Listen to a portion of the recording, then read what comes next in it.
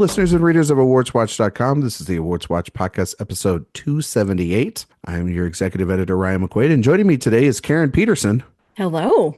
Karen. Yeah. The Oscars are over. They're Thank done. goodness. Thank God. Eric's off at parties. Sophia is with her family. The rest of the team is either sleeping or about to go to sleep. And Karen and I are the only ones still awake after the 97th Academy Awards just wrapped up. We're doing this post-Oscars like we always do. And we're going to talk about our thoughts about this ceremony. We're going to talk about the winners.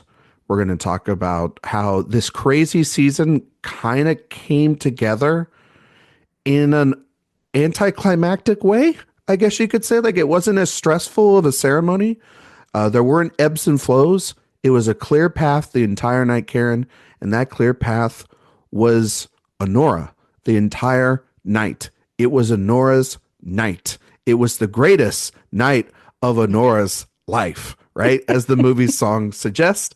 It walked away with 5 Academy Awards, which for that film being only nominated for 6 is kind of a dominance, including winning Best Picture, Best Director, Best Original Screenplay, Best Film Editing for director Sean Baker. He's the first person in Oscar history to win 4 Oscars for a single project. Walt Disney won for multiple projects in 1 year, but he is to win it for a single project. And it also took home, in a very, very tight, contentious race, Best Actress for Mikey Madison. We also had the second biggest winner on the night was The Brutalist, winning 3 Academy Awards for Adrian Brody, his second Best Actor win, Best Cinematography, and Best Original Score. And then, of course, the supporting categories went as they have this entire season, with Kieran Culkin winning Best Supporting Actor for A Real Pain and Zoe Saldana winning for Emilia Perez. All right, Karen, before we get into the ceremony itself, before we get into just everything, this season was the kind of craziest one we've covered in a long time, as I mentioned. It didn't end as crazy as we thought. Why do you think Honora ended up being kind of dominant and being our Best Picture winner? You know, it's funny because we have talked about this. We've talked about this on the show. We've talked about it just on the phone, you and I. It has been an interesting year, and we see this a lot where as the season gets going and as awards start getting handed out and you see, you know, different films emerging, you start to see a path for a lot of different projects, which we had this year. But I think with a film like Honora, it has this hopeful tone in a movie that's about a lot of, you know, kind of unhappy things and unhappy people. And Conan, I think it was Conan that made a joke about, you know, seeing someone finally put Russians in their place or something. You know, I think there might be something to be said about that. But overall, I just think that the tone and the mood that we are in as a country right now speaks a lot to how people view which movies they choose to watch and which ones they vote for. And I think Honora has that sort of bittersweet note of hopefulness that we really need right now. I didn't personally love the film, but I get why people are drawn to it the way that they are. I think Honora is a great winner because it signals a completely different winner than the winner from last year, which is this 3-hour bombastic epic about the creation of the bomb made by the biggest director in Hollywood with this $100 million budget, almost made $1 billion. Like, that is such a monumental, giant achievement, right? And then you have this very put together $6 million independent film, scrappy film that speaks to the anxiety and the dangers of the modern American dream, and does it in a way in which we talked about also off mic. Garrett and I have talked a lot off mic about this season. And the one thing that we talked about a lot is that the way Honora presents its messaging is no dissimilar to the urgencies found in movies like Conclave, in The Brutalist, Amelia Perez, Nickel Boys, all these other things. It's just packaged in a more entertaining and while still being thought provoking sort of way. And you're able to attach yourself to that titular character into Honora, played by Mikey Madison, so well and go on her journey throughout it that it becomes an undeniable film. It became an undeniable film at at Cannes, winning the Palme d'Or, which is now our third film ever to win Best Picture, right? With the Palme d'Or as its winner. Neon has a knack for winning the Palme d'Or, or at least Yeah. purchasing the Palme d'Or winner. And then the Yes. last time that happened was Parasite, and we all know what happened that night, and we all know what happened tonight. And they have just had a run of it recently with these Palme d'Or winners being successful, also at the Oscars, because Anatomy of a Fall did really well last year, and then Triangle of Sadness, its nominations the year before. So they have clearly a recipe, Old Neon, and they've been doing extremely well. And Sean Baker is a filmmaker that has been around for a very long time, but hasn't been celebrated, Karen, nearly to this extent. I think the closest that we've saw to him sort of being celebrated, or one of his films being celebrated, was just with Willem Dafoe's performance in the Florida Project. Red Rocket never really got the attention that A24 sort of wanted for that film that year. And outside of maybe a couple of, I think like the Indie Spirit Award for Simon Rex, and that's just kind of about it. But this was huge. And it had that word, Karen, that I throw around a lot over the last couple of years, that when you see it at the festivals, and this is why I think going to film festivals, as you know, is important. Talking to voters is important. Seeing online chatter for a film even is important. A movie has to have passion, and you have to see that passion from when it premieres to how it goes and travels well from place to place. And Honora winning the Palme d'Or to having sold out, audiences turned away at Telluride and at Toronto and at New York. It's done really well for itself. And then the Q&As, it was selling out those like hotcakes in Los Angeles and New York, internationally speaking. And Baker and Madison, they were everywhere. I mean, the night they won, the night they won Critics' Choice, they went and did a Q&A afterwards. The night the DGA and PGAs, the back-to-back wins, the next night they were back on a plane doing more Q&As. So they were really pushing this. Now, Karen, the big thing about going into, let's talk about Best Actress real quick, because this is the place to talk about. Yeah. And even Best Actor too, because these were the two categories in the acting categories that were wide open.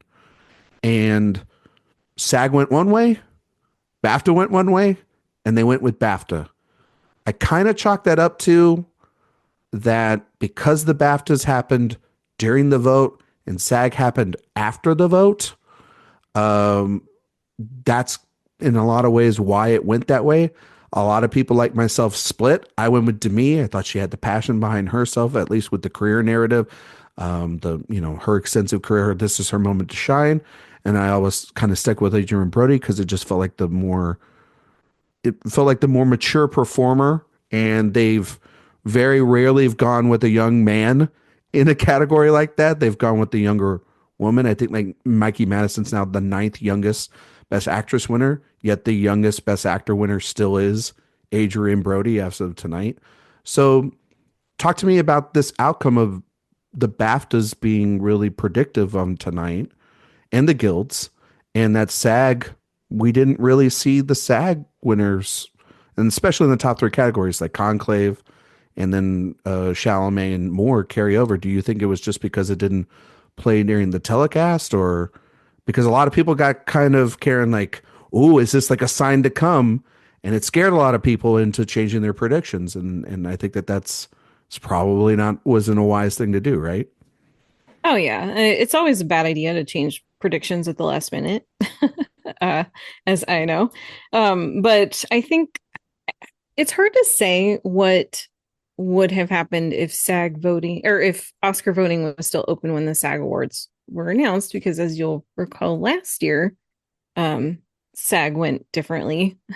And really fooled some people into thinking that Oscar could too. And I think I I don't think that we give too much weight to SAG because the acting branch is the largest in the Academy. There are many, many actors that are in the Screen Actors Guild that are also in the acting branch. But I think one thing that we do have to be very aware of, especially as both groups expand, is that the SAG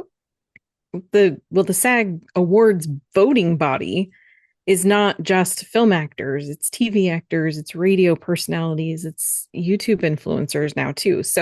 Um, so it's not that it doesn't matter because it absolutely does, but I think that you also have to keep in mind there's a lot of international voters that pay attention, and then there's a lot of people in the other guilds. I mean, there's 10,000, or in the other branches too. There's 10,000 ish Academy members, and you don't have 9,000 of them in the acting branch. So, there's it's easy to put a lot of stock in that, and it's not the worst idea when you're doing nomination predictions, but you can't just put all the weight into the SAG winners um, when it comes to predicting the winners of the Oscars. Yeah, I think in a lot of ways, in retrospect, looking at the Timothy Chalamet win, for example, Mm-hmm. which feels like the biggest outlier of the season, it does feel like for the first time, Karen, in retrospective, that the influencer vote and the larger populist vote, at least specifically in that category, really took hold. Mm-hmm. Yeah. And he campaigned a lot around the sort of four quadrant-esque things that if you weren't an artist or an artisan, if you were a influencer, you could probably see all over your feed that one of the most viral people on the planet is Timothy Chalamet. Now, that doesn't mean then that they vote for every viral person in every category. But it did feel specifically like that was the reason there. And then like Conclave is very big on social media. It's like edited videos with like chaperone music in the background. Like I saw another one right before the ceremony. It makes me laugh. I don't understand the correlation with that at all about the connection with that music and Conclave, but like they're very funny videos. I totally get it. And to me, more sort of winning on a more populist platform like that makes total sense too, because she's a much bigger star than somebody like Mikey Madison at this point, and the Substance is a very big film too, in terms of just culture. I know a lot of I talk with Jay about this all the time. Jay tells me like the number one movie that kids younger than myself, viral people, they're talking about is The Substance because horror is such an in thing right now. But that doesn't mean every member of the Academy is like that. Doesn't mean every actor is like that. And in close races like that, I think this year Karen proved the rule, which is if ever we get ourselves in a tizzy going forward, the best thing to do is to go with the film that's probably closer to winning Best Picture. And that was Honora, and that was The Brutalist. The Brutalist walked away with the second most wins on the night. Now, that doesn't mean that The Brutalist was going to win Best Picture, though a lot of people think that if it was just a plurality vote, that The Brutalist had enough support from the international block of the Academy, as well as also just clearly the actors branch loving Adrian Brody there too, and the crafts. And we could probably guess that Brady Corbet was in second place, given that the film won cinematography, score, and its lead actor. So that's what I think going forward. And, we have seen now this be a pattern, right? Over the last couple of years with the correlations with the lead actor wins in Best Picture, right? Yeah, I mean, we see that more often with men, with the lead actors. Plenty of lead actors have won without, without having an actress. A lot of movies about men tend to win Best Picture. Um, one of the things that has happened that's actually I hope this is actually a sign of things that are like, we want to believe that the Academy is changing, that the industry is changing. And I think maybe this one thing is a sign that it is starting to change. And that is this. In the entire 97-year history of the Academy Awards, there are only 6 times that a film has won Best Picture and Best Actress without a corresponding Best Actor. 2 of those times, the corresponding the corresponding lead actor was not nominated. He was there, he existed. They weren't films about women. They were even the title roles, but the men weren't nominated. And that was The Great Ziegfeld and Shakespeare in Love.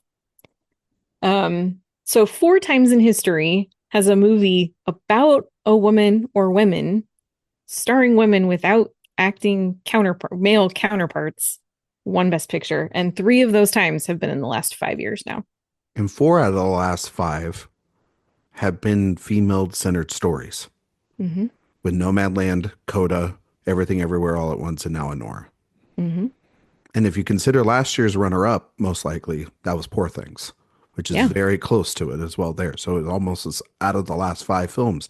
And I totally agree with you. We are seeing every year, we are seeing a shift towards a more international audience in the votership, a younger female forward audience. Now, it doesn't always correlate though with female director wins, and some of these projects have not been directed by women, like Everything Everywhere All at Once or Nora, but they are still female focused stories that voters want to celebrate, that feel different than what we've seen before and feel unique to a director's vision. That is what I think has been the consistency since 2019 and really has been that way, I think, for the better part of the last couple of years since the expansion, since the Moonlight year, with Moonlight, The Shape of Water, Parasite, Nomadland, especially Everything Everywhere All at Once, Oppenheimer's dominance, and now this year, it really has been these auteur directors given their moment in the sun, directing these films that feel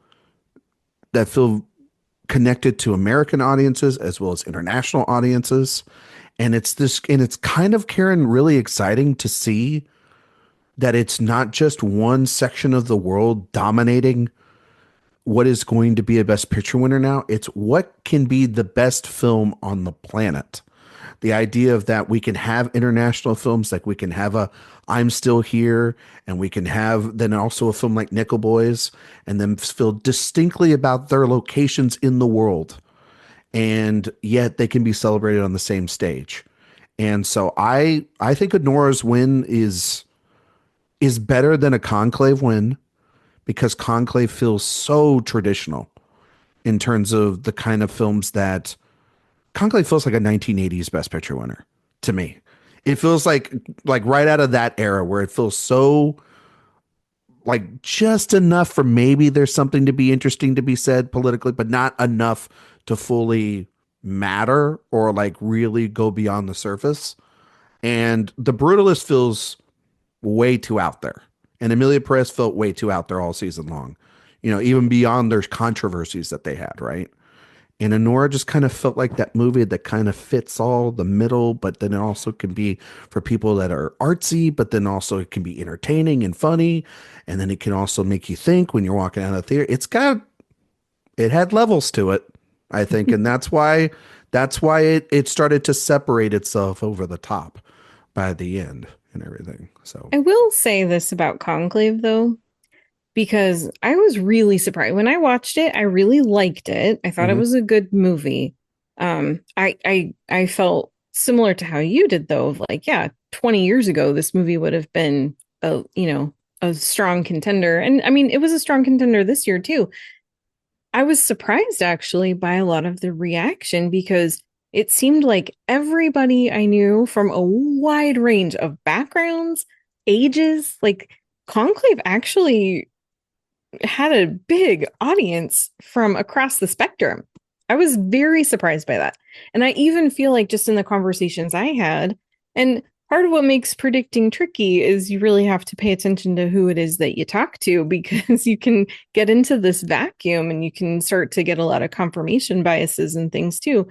So maybe it's partly that, but I mean, I talked to people outside of the industry too who loved Conclave, couldn't have given a crap about Honora, or just thought it was just not their thing. So it's interesting to me to see Honora rise to the top. And this is one of those times where I suspect that there were probably three.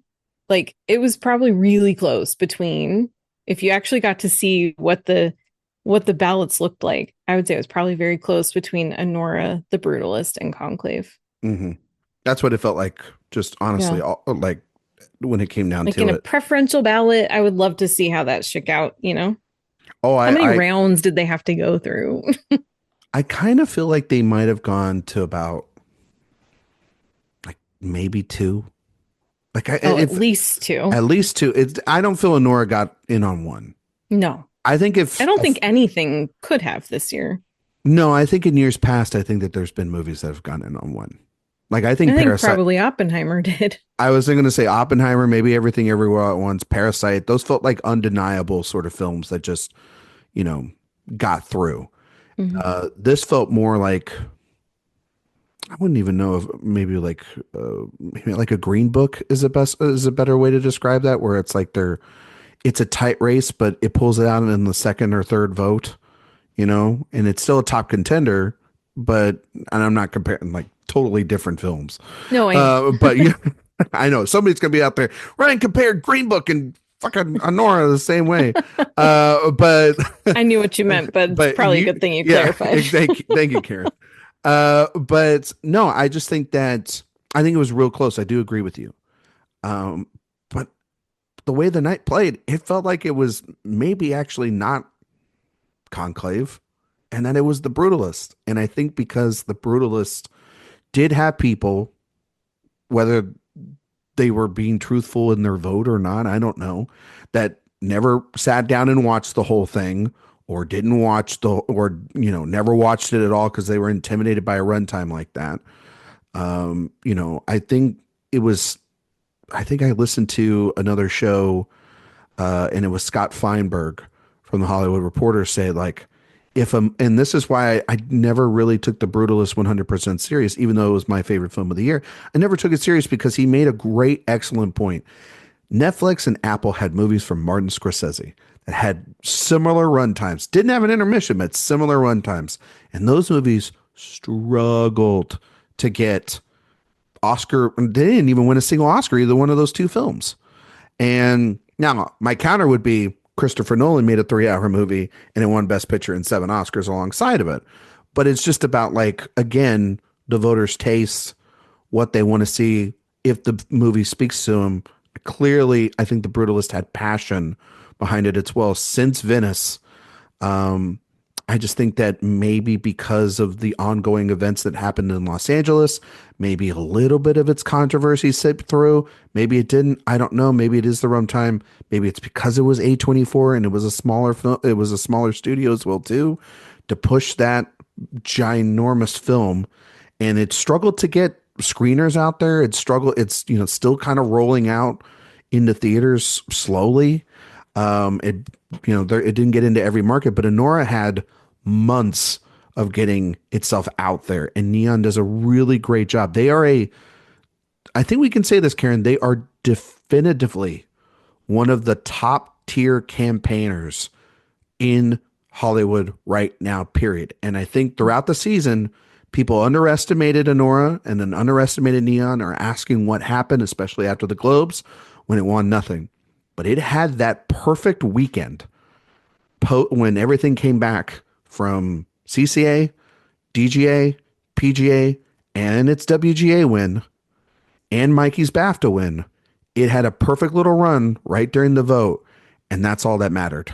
And it's a really, really fascinating way it all turned out. It looks easy now in hindsight, because we've got the winners right in front of us, It and we're like, always does. we knew all along, right, Karen? Like it was like we knew that this was going to happen, but nonetheless, it is put to bed. But I want to talk about the ceremony because we talked about the Well, winners, but we really haven't talked. quickly Oh, though, and you want to, yeah. before we jump to just an overall, I just wanted to add to what you were just saying about the Brutalist. And I don't know if it is the runtime. I don't know if it's that it's lack of availability, but just what I was saying about Conclave and how I've had so many people from across the spectrum of people talk to me about that movie and love that movie. The Brutalist is one that so many people have asked me about, and they hadn't seen it either because they hadn't been able to or just didn't want to commit to it. But that was another film that people asked me so much about and wanted to know. And when it comes to films that because I mean, I didn't like The Brutalist. But when it comes to films like that and people are asking me my opinion, I never dissuade anybody from watching a movie. If they really want to know what I think about it, I will tell them. But I always tell people, if you're interested in it, please go find out for yourself. Please watch this and give it a try. So I didn't try to tell anybody not to watch that or I just want that to be clear.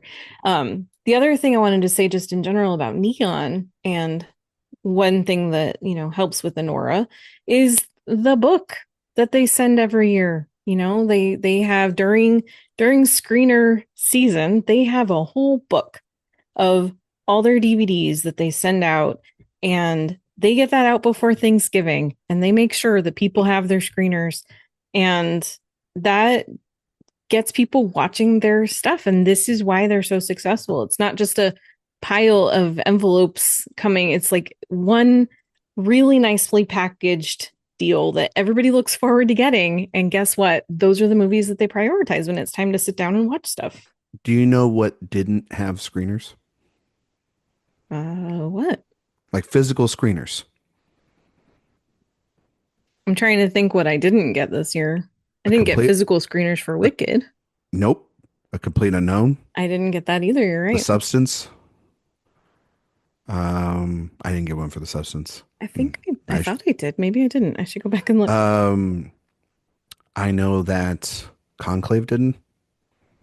They all started switching to digitals, and the ones that kept those physical ones, Anora, The Brutalist, Amelia Perez, a real pain. I have all those physical screeners in the other room, and you know what? It matters. Because there are those older members of the Academy. They're like, I'm not logging on a screening platform. I want to have the disc. You're absolutely right, Karen. I think that has to play a factor. And it kind of speaks to what Sean Baker's talking about. Like keeping a theatrical window for 90 days. You know, maybe not for an independent films, but or it should just be for every film, honestly. But like, such as the world that it is, if it should at least be 60, if not 90, right? It's also not just older voters. Like just having the physical, the physical option helps prevent glitches. Yep. It helps, like you can watch it even if you don't have internet access, I have the same thing. Like when this is humble bragging a little bit, but I'm in CCA. I'm in other groups.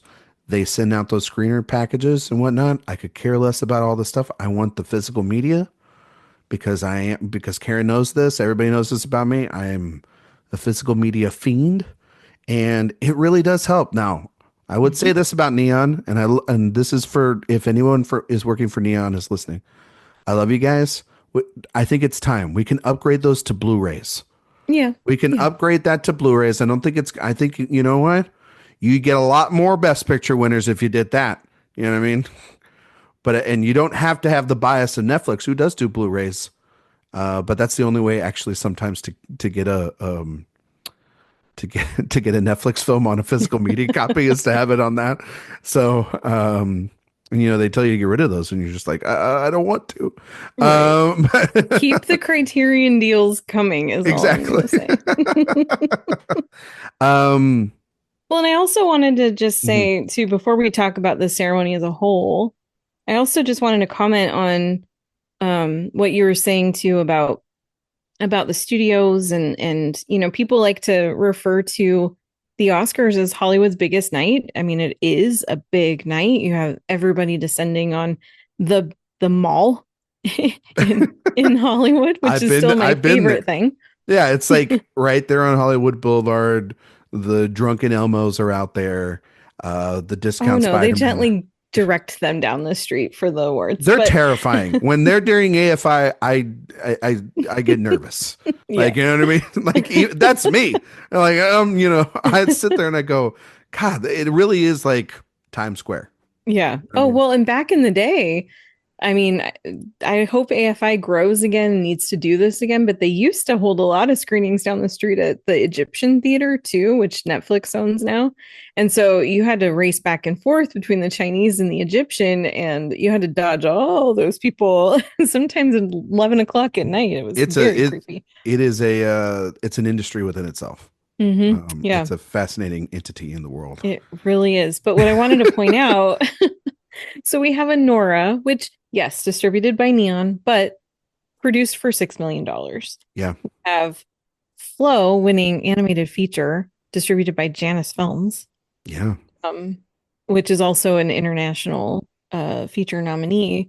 And then the documentary winner has no distribution at all. Yeah. And then when you think about The Brutalist being the second feature film with the most wins, a $10 million film that studios wouldn't touch with a 10-foot pole. Mhm. And it took until it won prizes at Venice for A24 to pick it up. Yeah. Like, Yeah. that's wild when you think about it. So I think what this shows us, to me, what the lesson should be, and of course, we all know Hollywood loves to get the wrong messages from every opportunity. But what this Yes. shows me is that they really need to put more money into their independent films, less money into the big, tent poles and IP that they already have, and pick up some features. Listen to some of your Oscar winners of the last couple of years for the price of one Captain America. You can finance 100 Noras, Yeah. I mean, that is the thing. I mean, at least Disney does have Searchlight. And they won with a real pain. Mhm. But like that was real. Like when you think about it, like Focus Features had Conclave, it won the screenplay prize. Yeah, The major studios did not do well. it was Dune not a great night for them. won the two tech awards that we thought it would in sound and score. A Complete Unknown, or like a completely shut out. Well, it's a completely unknown movie. Yeah, So exactly. the Nobody knows Oscars. what I was talking about. Yeah. And I then mean, the how big, many did Netflix win? it won two. Yeah. Or no, three. Because They it had won the one of the most nominated film of the year, and they walk well, away with three Oscars. well, they won two for Amelia Perez. They won song and they won Saldana. Yeah. And then they won, I believe, one of the shorts. Live action short. Short. Yeah. Which, and I mean, but they had a bad year in the documentaries. Well, And then they dropped the ball in the yes. documentaries. And then the biggest thing about them is, I mean, Karen, that the controversy with Carlos Sofia Gascon did affect them because it was different than any other controversy that happened this year. Like we could say all this about The Brutalist or, AI's use in Amelia Perez and in Dune and in A Complete Unknown and in, The Brutalist for its post work. And we could talk about, things from the past and all this different stuff. But when there are clear as day tweets by your titular star, right? And there's 19 different apologies. And there's an interview on CNN that nobody wanted to happen. That certain people pled not to happen. And then they did. It showed that at the end of this, the only surefire, because we were talking at one point it could win picture. It had the momentum. It just won a ton of the César Awards. It took away a ton, or it won a ton at the European Film Awards. And it was the most nominated film on the night. It was the most nominated film at the BAFTAs, I believe, as well, too. It was like, or it was up there. And you're just sitting there going like, how do they How do they not win this year? Is this time for Netflix to break through? But again, they had that second wave curse, and no intern looked into it. I'm sure that there's going to be a lot of second guessing again over there as to why they just have this bad luck. Maybe they need like somebody to like perform a, like a seance or something to get rid of the bad energy that's over there when it comes to that part of the year, because it did totally affect them. It killed all momentum because they had Carlo at the Globes as their spokesman for the film. It was going to be her to push this forward. Obviously, the film is very controversial within itself, within just critics, but that didn't matter. It doesn't have to matter. Green Book was a very controversial film. People did not like Coda winning Best Picture, and those films were able to defy it because the Academy votes for the things they love. But if the controversies are that crazy and that loud and that specific, people will sidestep that. And then if also there's just a better film out there too, that kind of helps it as well. Oh yeah. But I thought for Amelia Perez, but again, that was also, Karen, that wasn't a Netflix financed film. They picked that up at Cannes as well too. So, and then that means a ton of people and a bunch of studios passed on that one as well. And so I think you are absolutely right. The studios are wondering what to do. And I think actually the biggest success story of the Oscar season, even though it only walked away with the makeup win, is for The Substance. Because The Substance is the personification of what actually can be in the grasp of the studios if they don't second guess themselves. Because that was supposed to be a Universal film, if I'm not mistaken. It was supposed to be a horror, and like they just couldn't go with it. And Mubi picked it up and made it the little movie that could. And again, that's another small studio that has honestly no business being in the Oscar race against a movie like, against a studio like Universal, who just came off of winning Best Picture. Let alone getting 4 nominations and getting the 10th woman nominated for Best Director. It's crazy. But then the biggest film of the night, clearly by the telecast, was Wicked.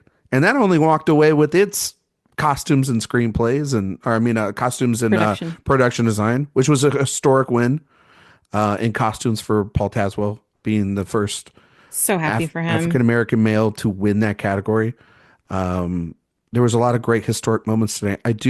Before we get into the telecast, let's talk about just a couple of our maybe favorite winners and speeches. Karen, I think the speech of the night, I don't think that there's a clear number 2, but I know that there's a clear number 1. Like for me, not even a question, the No Other Land speech was the speech of the night. If the Academy had the guts, and I didn't have the guts to pick it because I was cynical and I thought that the Academy would not go for it. And I said, the only way that movie wins is just people vote for it. Maybe even without seeing it, just so that the message can be sent on Oscar night. And I was grateful that it won. It should have had someone pick it up. It was very cowardice of the studios to not pick it up, but the speech happened, and I thought it was incredible. And I thought it was such an important speech, considering not even just what's going on in the world, the events that took place in the White House just a couple of days ago, at the end of last week. It signals everything that's wrong right now and loses the humanity of what's going on the other side of the world. And so I thought that moment was perfect. And I'm sure there will be a controversy around it, and I really don't give a shit. I just thought that it was the absolute right thing to do, and shows that we can find uniformity, and you can use the Oscar stage for a political message and it not feel preachy, but it feel important. Yeah. So I was fortunate to be able to finally see No Other Land on Saturday. So it's been very difficult to find because of the fact that it doesn't have distribution. It's only in, some of the more independent theaters. So in my case, I was able to see it at a Lumley Theater near my house. But yeah, I think that even more than what was said in the speech was the fact that you have an Israeli and a Palestinian accepting an award together for a film about something that is currently happening and that our leaders are not doing anything to stop. No. And that was it was such an important moment. And then when you also look at the text of what was actually said, it was such an, yeah, like you said, it's an important moment. It's taking the opportunity to use your platform and your microphone for something that people need to hear. And yeah, it was one of those moments where it's, you know, similar to when 20 Days in Mariupol won. Yeah. It's similar because it's like this is such a moment that is happening, and that, you know, history will judge how we react now Yeah. and what we do now. And that was a very good plea, I guess, for us to finally just snap out of it and do something. It was And very good on the Academy to also give this the award and the attention. I mean, yeah, it was the highest grossing doc of the year, it which is was. Mm-hmm. which is crazy considering the fact, once again, did not have distribution. Right. Um, it will for surely be in the Criterion Collection one of these days. Mm-hmm. And and will hopefully people will still be able to try to find and catch it, and if it's in their area, or it'll be hopefully on some platform soon for someone to pick it up. It would, I honestly, whichever studio picks it up right now would probably be a hero in all this to be able to push this forward. Sure, they'll get some blowback PR wise, but who cares? It's an essential documentary for what's going on right now. Did you have, Mm-hmm. Karen, any other speeches, particularly outside of that you thought were memorable that you wanted to highlight? Well, one or two that might have been memorable for the wrong reasons, if you want Well, to go there. that's fine too. That is fine. I think Camille singing during her acceptance speech for Amal was very much like, lady, this is not the time for that. I got to shout out the Oscars. The one thing that made me the happiest about Amelia Perez being represented during the ceremony was when the screenplay category came up and they used the scene from Lady in the which has the most ridiculous dialogue Yeah. and a song in it, the changing the body changes society, changes society changes the mind, and all It that. was so dumb. The Yeah. dumbest thing, but it's like it almost like they just showcased, yeah, we made a fucking mistake nominating this an adapted screenplay. Yeah. So kind of gotta love the clip for using that one. Anyway, sorry, what Yeah. was the other one? Well, the other one was kind of a good and a bad. I really liked a lot of what Adrian Brody was saying in his speech, but dude, stop talking. They let him go on for way too long. I felt the same way. Way too long. I was happy that Adrian Brody won this. I think Timothy Chalamet will be fine.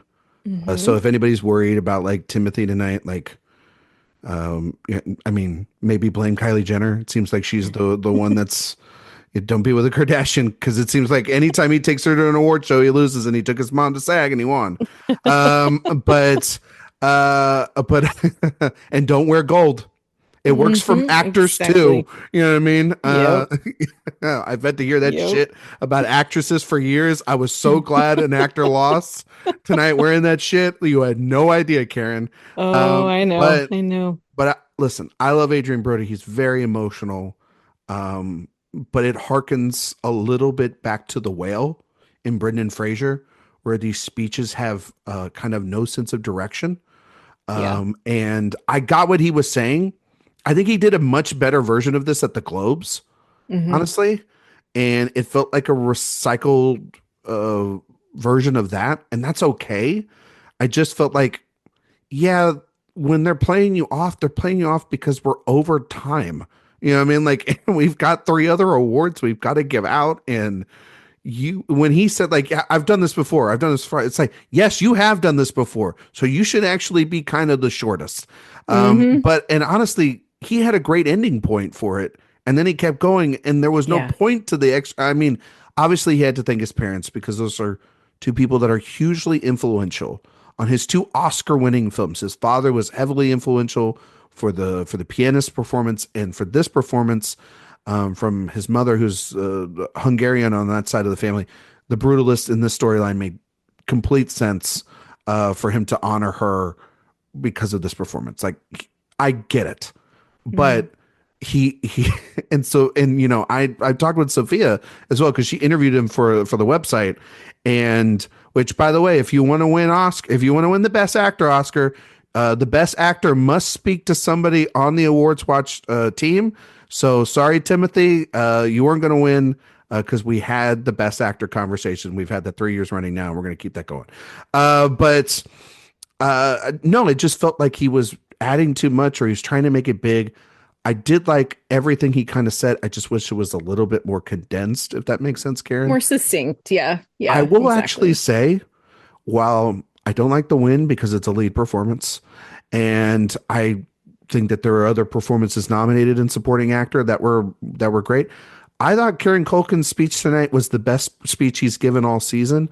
Sure, Hmm. there was like a little bit of like who's the more snarkier asshole on stage between Robert Downey Jr.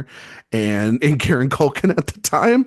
And it started off a little rough with him like basically only saying like congrats to Jeremy Strong and not the other three in the category. But the bit with him and his wife and the story there, it kind of humanized him in a way that was very necessary. And because he's come off like a little bit like a brat the whole season Hmm. and very Roman Roy.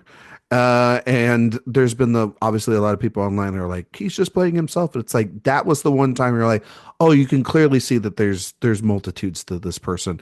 And the reactions to her in the audience Yeah. and going back Going and to forth, his wife great job when she's by the just like by the burying director. her face in her She hands. she had the perfect reactions. I thought it was great. Yeah. Um, I want to shout out Zoe Saldana, who I think, regardless of what you think of Amelia Perez, I think her speeches have been very great throughout the season. I think she's been genuinely like happy that she's been able to get this moment. Her calling out her mom on the stage, um, it warmed my heart.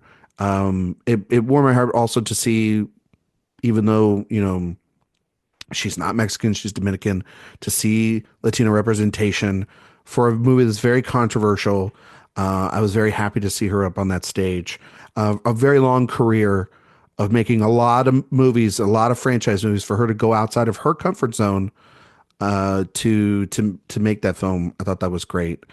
Well, Um, and she's the third Latina to win the category, mhm. and she's the first one to not win it for West Side Story. But she is the third that has to win the category to be in a musical. So that's the only time we There can you ever win that go. category is There if you you're go. singing and dancing. You know what I mean?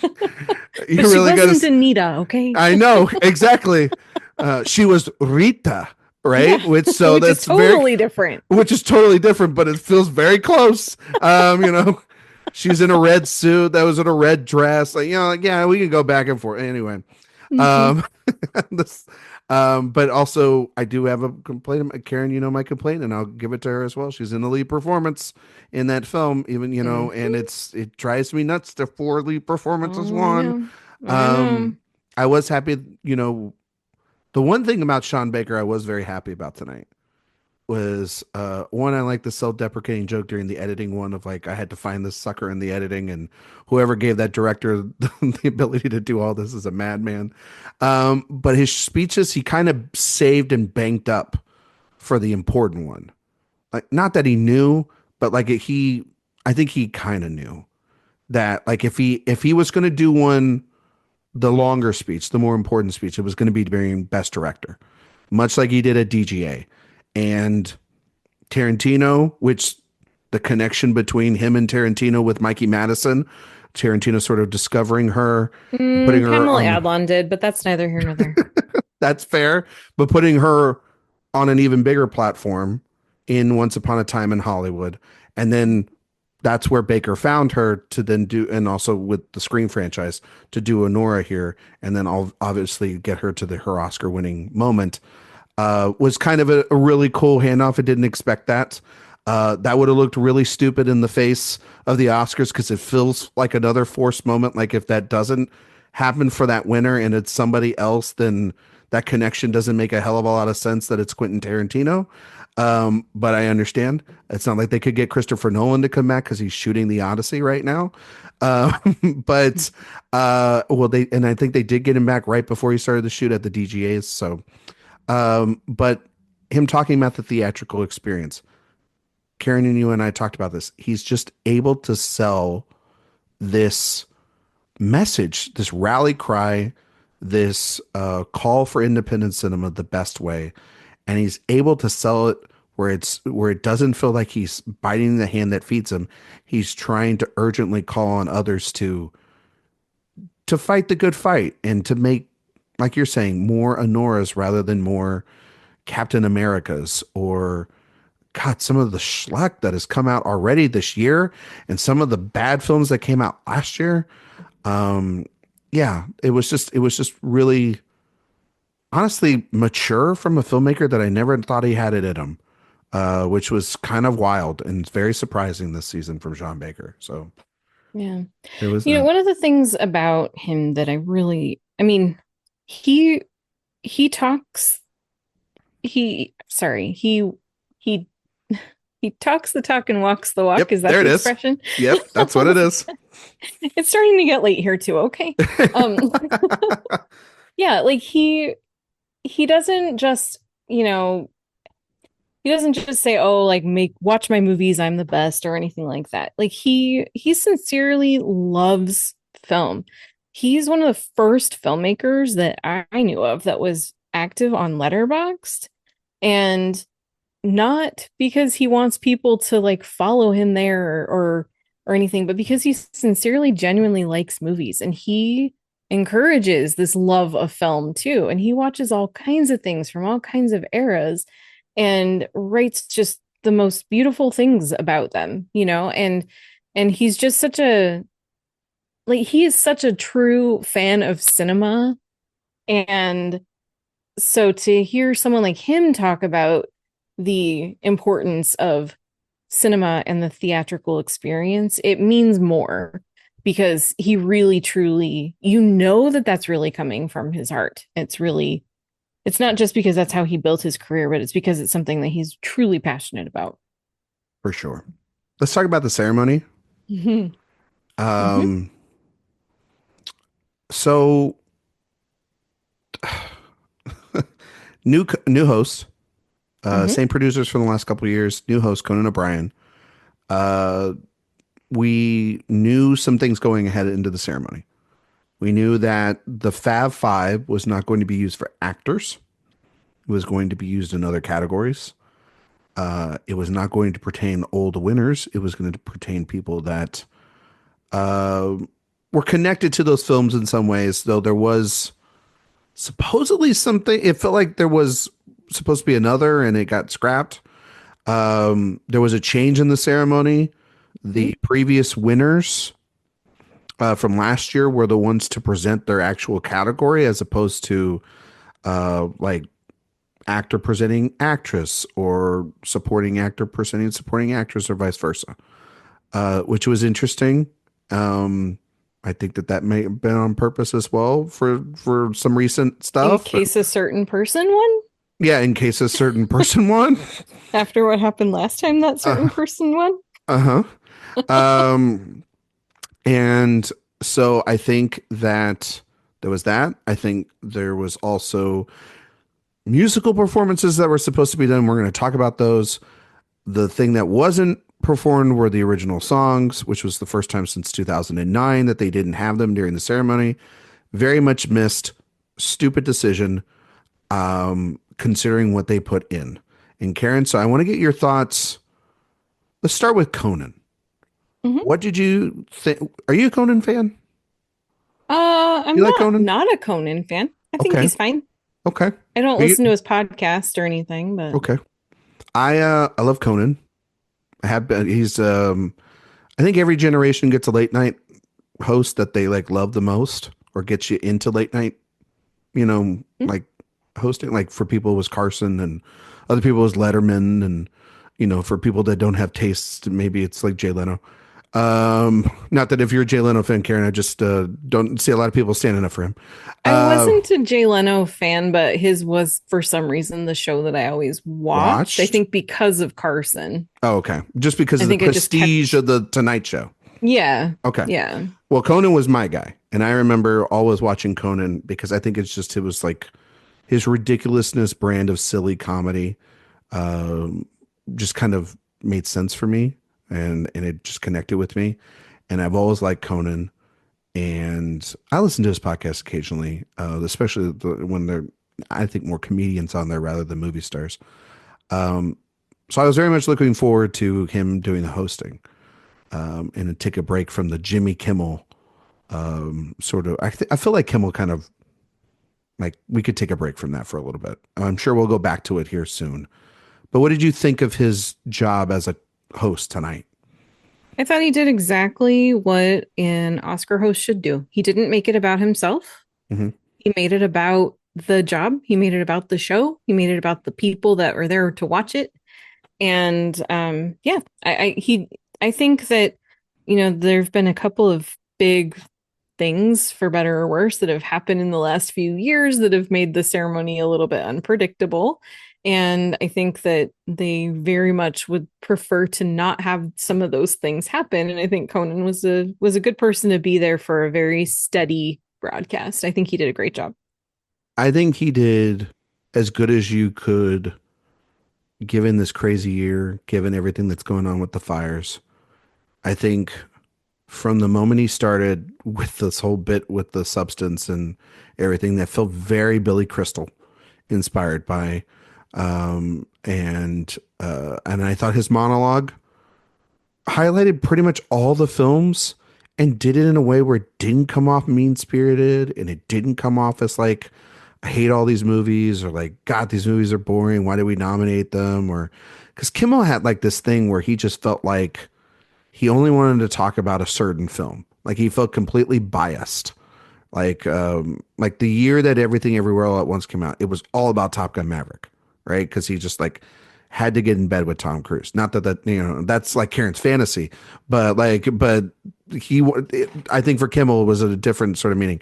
And then like last year it was Barbie. Like he wanted to, Barbie, Barbie, Barbie, Barbie. And while there was one film that sort of dominated the telecast, Conan didn't seem like you could feel as if like it was like honestly like Crystal or Whoopi Goldberg-esque, where you could tell that they watched the films and that they knew specific jokes good enough, with their writing team, to have fun with those films but not come off mean spirited.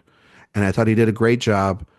We kind of missed him a lot as the whole show went on. I kind of felt like he sort of faded away from the telecast. Like he had one or two bits. He came in with like a couple of jokes that were pretty good. Like the Russian joke with the Nora was great. The F-bomb joke with Carla Sofia Gascon in the tweets, probably the joke of the night that everybody will take with them. But and the pre-recorded bit with the cell phones being an actual movie screen, that was cute. Yeah, the cinema streams. Cinema streams, um, paid for by It's like the going to be Sattler huge. family and everything like that. Yeah, it was really funny. And Saudi Arabia. It was Saudi Arabia. It's like that was really good. Having Nick I, Offerman and Sandler show up, that was Nick fun. Offerman was great as like the voice of God, Yeah, he you did a know? good job. They should just Hmm. bring him back every year to do it. Seriously, He did a good job. Like he he could have a really did. permanent gig. I will say for myself, I had an issue because I was not able to watch about the first 20 minutes of the show Oh, because I was trying to live stream it on Hulu, as has been promised for weeks and weeks and weeks. And I spent the first 20 minutes of the show trying to figure out where the heck to watch the Oscars without having to pay for it. Because I canceled my YouTube TV subscription, which guess what? I have now re-signed with YouTube TV for a a couple of weeks because I couldn't get the Oscars. So, and I kept checking through the whole broadcast. The live stream never worked on my Hulu account ever. And it was a disastrous mess. There yeah, were reports online of many people, not just yourself, Karen, many people that the telecast broke off. It ended at 7:32 p.m. Pacific time, no Right, matter no where you matter were where at, you were. and it ended, and that was literally the time they were announcing Best Picture. It was while they were So, doing no, it was while they were doing the clips for Best Actress. oh, the clips for Best Actress. Yes, yes, yes. I Hmm. do apologize for that. Yeah. So yeah, there are people that missed the two biggest awards of the night and have Yeah. to find it online to watch it.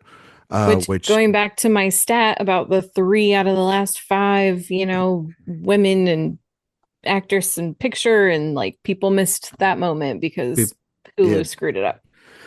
it's a massive moment that just gets undermined by, it's one thing if the producers undermine stuff because that's an unavoidable nature of this as well. Like I remember the Nomadland year with Chloe Zhao and that being completely undermined by Soderbergh and the producers and ABC. But this touted for weeks, no different than honestly no different than when Netflix did the sort of Jake Paul, what was that, the Mike Tyson The fight. Tyson No, fight. but they propped that up for weeks, live sports. Yeah.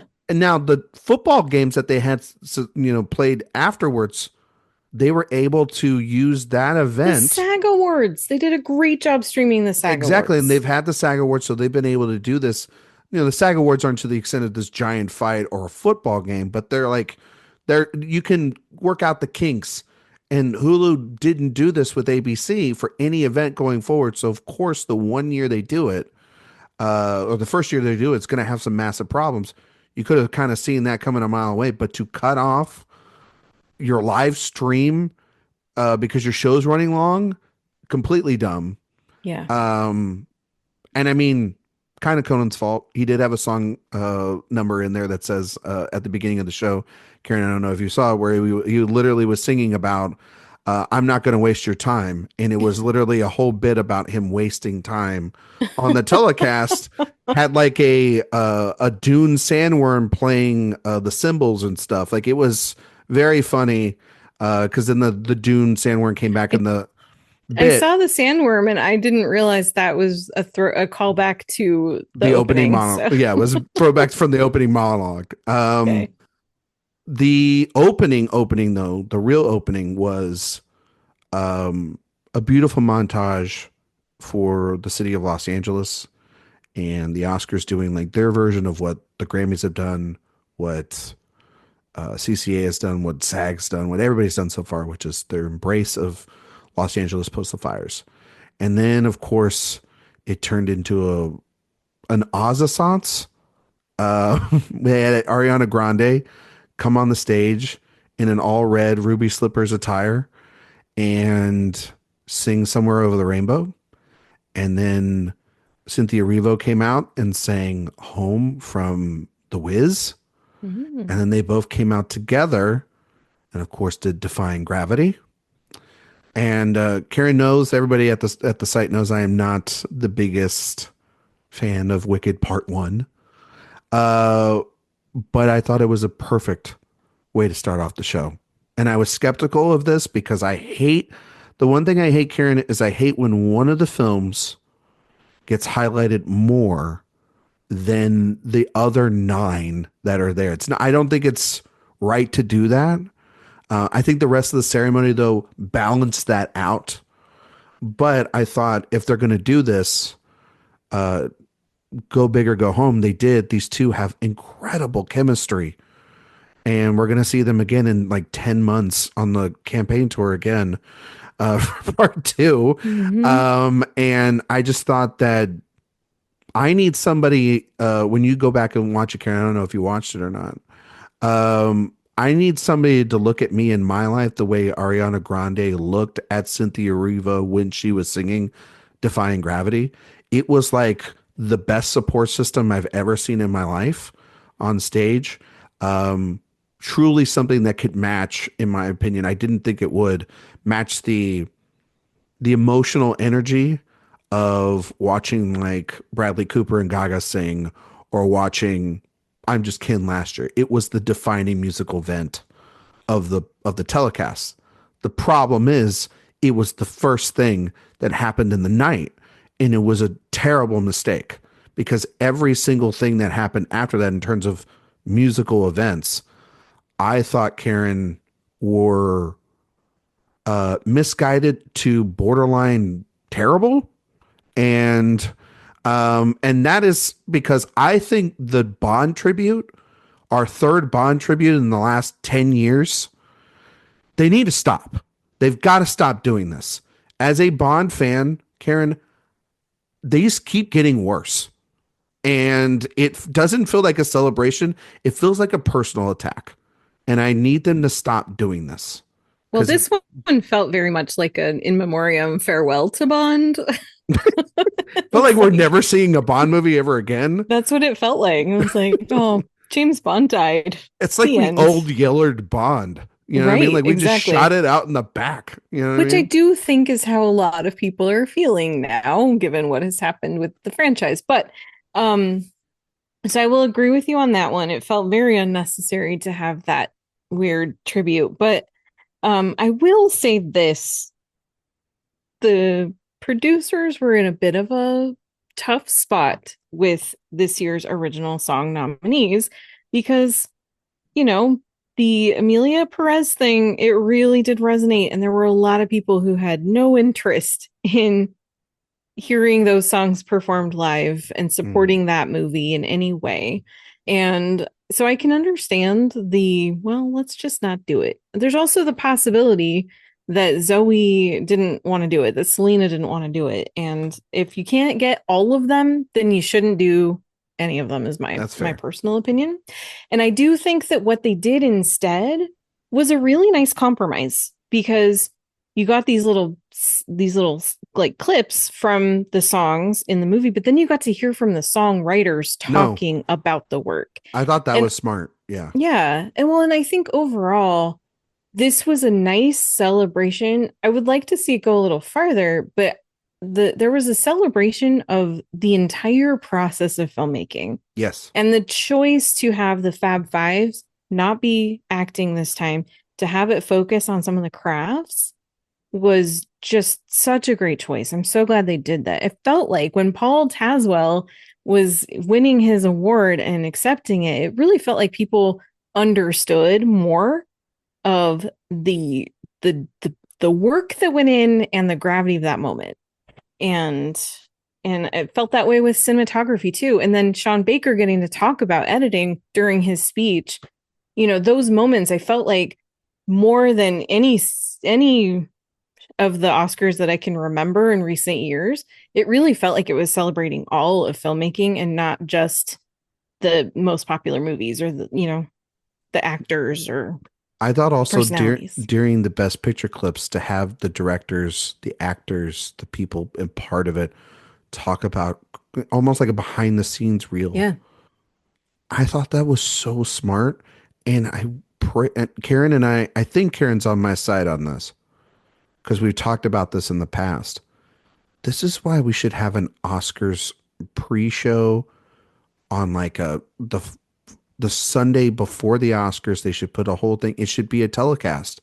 And it should kind of be like almost like a Hall H showcase of the movies that have been nominated, or like this should be for the nomination process, honestly. Talking about, we know in the morning, we know what the movies are that are nominated, right? You can keep it in the morning, whatever.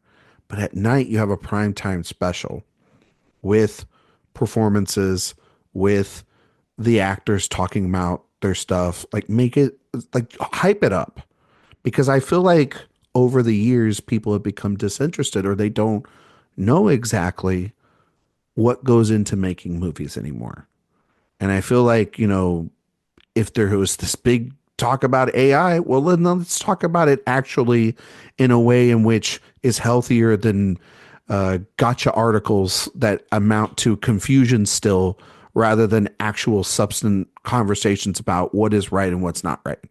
Well, and even to that point, then you can avoid problems like what happened last year when Christopher Nolan says, "Oh, we didn't use visual effects for Oppenheimer," which clearly was not correct, and he was not being clear about what he was talking about, and that cost them a visual effects nomination. Yeah, they were talking about they didn't use green screen, right? But they clearly used visual effects, like they used special effects. You know what I mean? But if they had gotten some kind of, if they were part of a It rubbed everybody package, the wrong way in that it, department. Yeah. well, yeah, it certainly did. But if they had been part of like, here's how this film was constructed, they could have shown some of the ways that they used the visual effects and practical effects and all of that. And you can avoid those types of errors. I know I've sat on this for a whole year and I've just been thinking about that could have been the eighth one. It was Yeah. right there. You could Yeah. have had it. I do want to highlight two other musical moments that I thought were Porsche.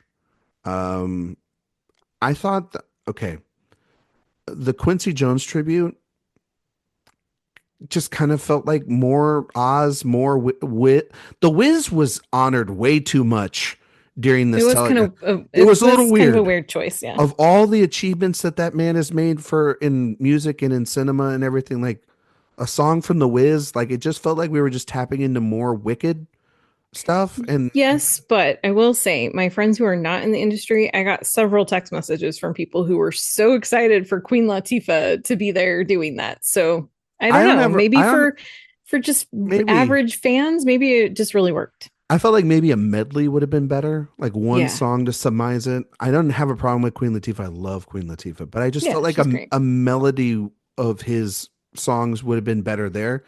I agree. I Back to do the agree. Bond thing actually real quick.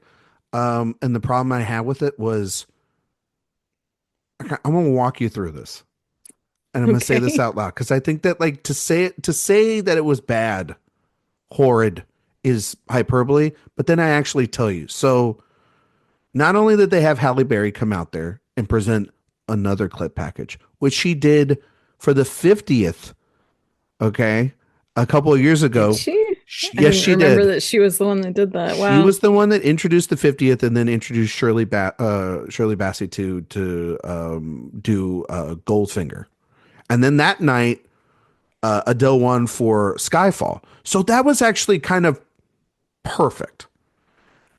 Flash forward 10 years later. This was a couple of years ago, the night of the slap. Or no, not the night of the slap, the night of Everything Everywhere All at Once. Mhm. When, remember when like Tony Hawk and, uh, what was it, like Shaun White Yeah. and somebody else went up there, these former athletes, and they're like, it's the 60th anniversary of Bond. Let's do a clip package. Yeah. And that was the tribute. Okay. Hmm. So this tribute started with Halle Berry, clip package. What an original idea. Which I didn't even understand why they were doing a tribute to Bond this year anyway, but that's I fair. think they were doing it because not only did Barbara Broccoli and Michael G. Wilson just sell Bond off, they got the Lifetime Achievement Award at the honorary Oscars recently. Hmm. At the oh God, what are those called? The Uh, Governor's the Awards. Governor's Awards. Yes, thank you.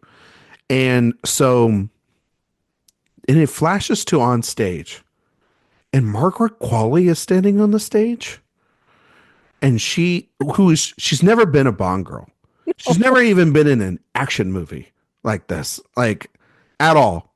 No. She starts doing an interpreted dance of women in red dresses and guys in tuxedos. Cool. Don't know of a famous red dress inside the Bond franchise, but okay. Then a bunch more people start going around there. Then like Lisa and Doja Cat and some other performer I've never even know sing a medley of songs that are not even their songs because they've never sang Bond songs.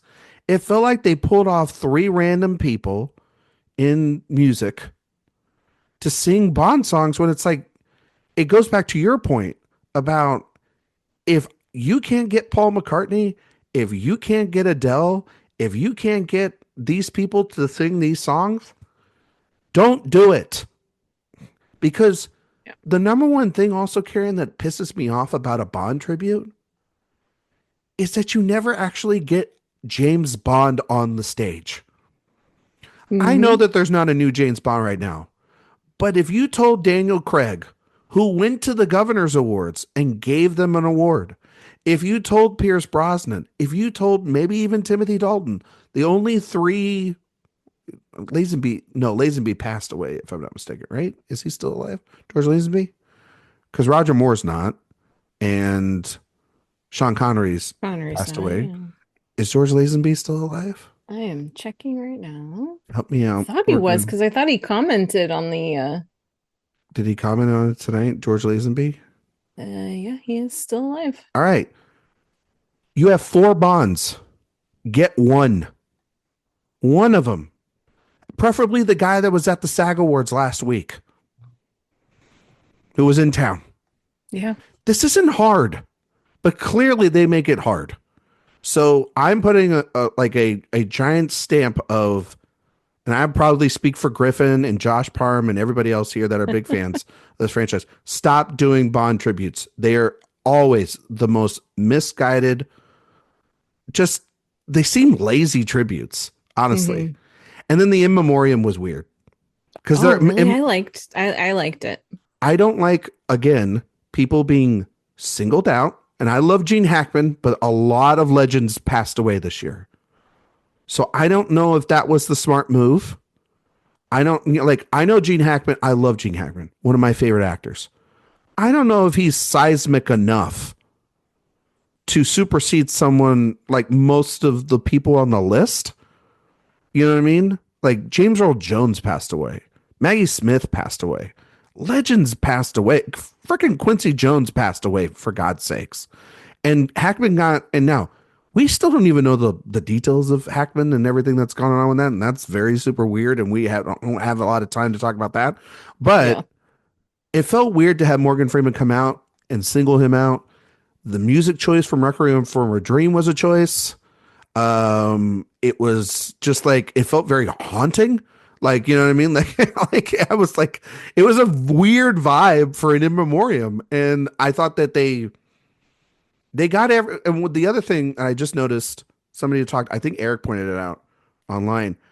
So they got Hackman. They didn't put Michelle Trachtenberg Yeah. in there, which that literally just happened too. I know you can't get to everybody, but you kind of should. Well, they Um, also skipped Tony Todd. yeah. And so Hmm. in memoriams, just don't go high concept. Just making simple, soft music. Put the people's clips up there, what they're known for, if they're actors or or whatnot, or if honestly if they're Oscar winners, you should put like a little snippet of their speech, maybe if they gave it, like that would be kind of cool. I don't know. I just it's a nitpick maybe for me, but it's one that I'm like, I don't like to I single everybody out. Like everybody, these are all legends that passed away. I'm not gonna single them out. I agree with you about the Hackman tribute at the beginning, especially because then at the end of the package, they also had another bit from Hackman. it's yeah, So man. yeah, so I agree with you on that. I think having Morgan Freeman come out and introduce that Made segment sense. is fine because you do it is good to have someone, you know, talk about that. The fact, I mean, I wonder if Morgan Freeman was already going to do that part and then he was good Maybe friends with so. Gene Hackman and maybe this is something that he was just like, hey, I really want to do this. And if that's the case, I get it.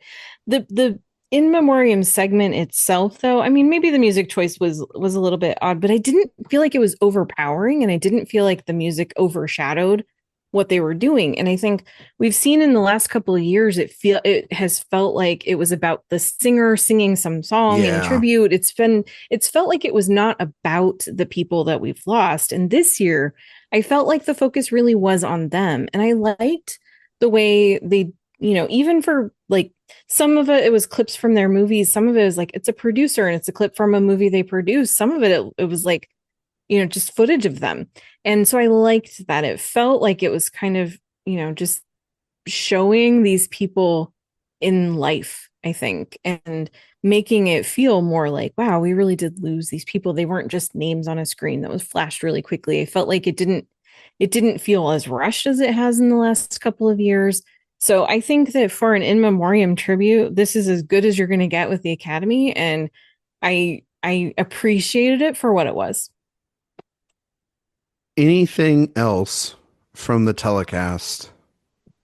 Last thoughts on the telecast, and then we'll do last thoughts on the season, Karen, and then we're gonna wrap this thing up.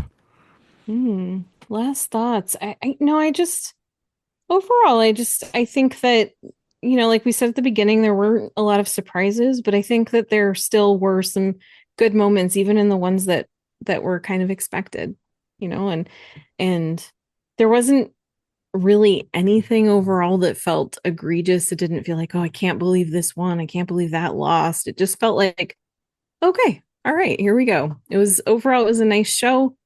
And I like the fact that one movie didn't win 15 Oscars, it felt like a lot of people from a lot of projects were going home winners tonight. And I like to see that. I I think this was the best outcome. Uh, it felt good. I was very anxious going into tonight. Um, and I like these winners a lot. I don't particularly, I think I like them overall or on the same level. There's some highs and lows from last year's and highs and lows from this year's. But the highs of seeing history is pretty great. I think the Paul Tazwell win. Um, I think the wins for Nora. I think the Brutalist winning. I think independent cinema having a huge night, Karen. Like that's a very hopeful thing Yeah. going forward.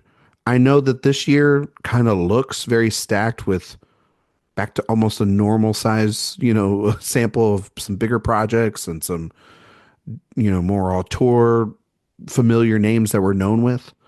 But to see movies by Brady Corbet and Sean Baker and Farge and Ramel Ross and Walter Solis and just this collective group of non-traditional voices being at the center of the award season is really exciting.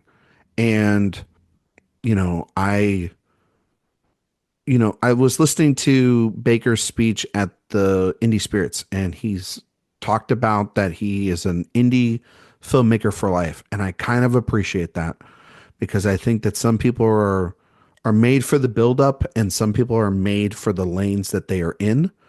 And I think that he is going to continue to make some really great independent cinema. Now he's going to get a little bit more of a leeway for his next project, and most of them will. Um, but yeah, having like the directors being all first time director nominees and having a lot of these films be from new voices this year, it'll be interesting to see what this crop of directors and actors go forward. It'll be very interesting to see somebody like Mikey Madison be able to select literally whatever project she wants. Zoe Saldana, we'll see her later this year in Avatar. Kieran Culkin, he's going right to Broadway. And Brody feels very interesting to me, Kieran, because of the fact that been at this road before. He sort of became an anomaly or a fixture in Wes Anderson films and some bad other choices for a while.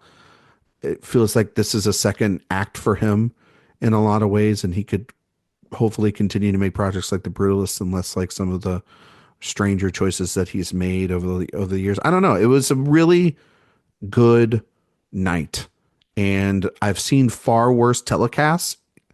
I've seen far worse events happen and controversy. It's nice to, after this long, kind of weird, mean season, for it to end on a bright note, which is great. Karen, can Yeah. you tell everybody where they can find you and all your work on the internet? And what's the front runner going into next year? Oh gosh. Oh man. Well, you can find my work at awardswatch.com. You can also find me on my podcasts, Citizen Dame and The Watch and Talk. And you can find me on social media, pretty much everywhere at Karen M. Peterson, especially Letterboxd, Instagram, and Blue Sky. Next year, I'm gonna say it's gonna be a big year for Wicked Part 2. Okay. Or what is it? Wicked For good. for good. Yes, for For good. good. Or it could be Dune Part 2, and it could just not Doing win it. part two. Yeah, or it just doesn't win it. Like it only wins like maybe it's Oh, technical categories again. I thought you meant the next Dune movie. Dune Part 2. That would be. They're not even gonna. I want someone to do a part 3 that is just called part two. I I think want that that that's so bad. You know what? I'm going to make that happen one of these days. I'm going to make a Thank you. franchise, and I'm going to do that, and it's not going to be unironic. Karen will Yes. be the only one that gets it. You can find me on Twitter, Instagram, Letterboxd at Ryan McQuade 77. You can find all my work here at awardswatch.com. Uh, if you like podcasts, you can listen to Director Watch. We'll have a new episode this week. It's in the we're getting towards the tail end of the Mike Nichols series. We're in episode this week is about primary colors. Go and check that out. iTunes, Spotify, 5-star reviews. It's getting late, folks. I'm starting to lose the ability to speak. We greatly appreciate it. While you're over on the website, please sign up for the newsletter. It's the best place to get all the news, reviews, interviews, and wrap ups and everything from this award season. If you're still interested in reading any of that stuff, it's over at awardswatch.com. Front runner for next year, the See, it's unseen, hard. And you even knew that question was coming. the unseen movie at Cannes that Neon buys for the Palme d'Or. Can that be the winner? Nope. No, I can't pick that. I'm gonna go with the PTA movie. I'm gonna say that Warner Brothers bounces back after 2 really lackluster years, and PTA finally gets his gold. And I'm I gonna know change that my answer. and Karen's like, no. Oh, what is it? What is it, Karen? The Bride, Maggie Gyllenhaal. Oh, can I change my answer? Guillermo del Toro's Frankenstein. I was thinking that one too. What about Edward Berger's film? He's got a new one coming out. There's so many movies coming out. There's going to be a lot to talk about. We get to talk about new movies.